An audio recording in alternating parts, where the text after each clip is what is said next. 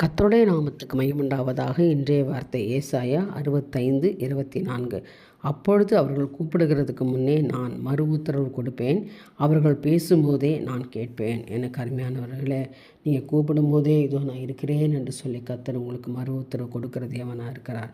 அவர்கள் பேசும்போது நான் கேட்பேன். ஆண்டவரிடத்தில் நீங்கள் பேசுகிறவர்களாக இருப்பீர்கள் என்றால், ஜெப ஜீவியத்தில் அதிகாலையிலும் ராட்சாமத்திலும் நீங்கள் ஜெபிக்கிற பிள்ளைகளாக இருப்பீங்கன்னு சொன்னால், ஆண்டவர் உங்களுடைய வார்த்தையை கேட்கிறவராக இருக்கிறாராம். விசுவாசிக்கணும், ஆமேன்னு சொல்லுங்கள்.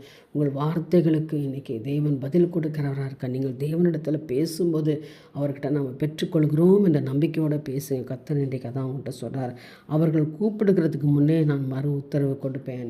என் பிள்ளைங்க என்னை கூப்பிட்றாங்க, கேட்குறாங்க, அதுக்கு முன்னாலே நான் மறு உத்தரவு கொடுப்பேன். ஏனென்றால் நான் அவளை நேசிக்கிறேன், அவங்களுமே நான் பிரியமாக இருக்கேன். இந்த உபவாச நாட்களில் உபவாசித்து தரப்பில் நின்று எவைகளெல்லாம் கேட்கிறார்களோ அவை எல்லாவற்றையும் நான் கொடுப்பேன் என்று கர்த்தர் வாக்கு கொடுக்கிறார்.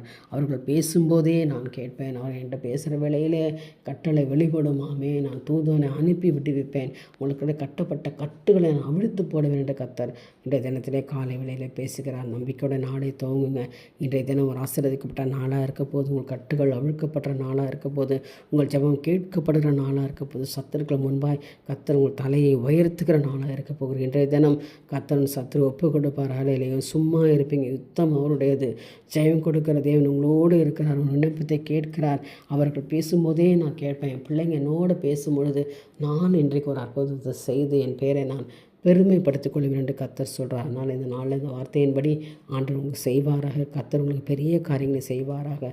என் தேவனை துதிங்க, சோத்தரிங்க. நிச்சயமாய் முடிவு உண்டு. உன் நம்பிக்கை வீண் போகாது. என் தேவனுக்கே மகிமை உண்டாகட்டும். ஆமேன்.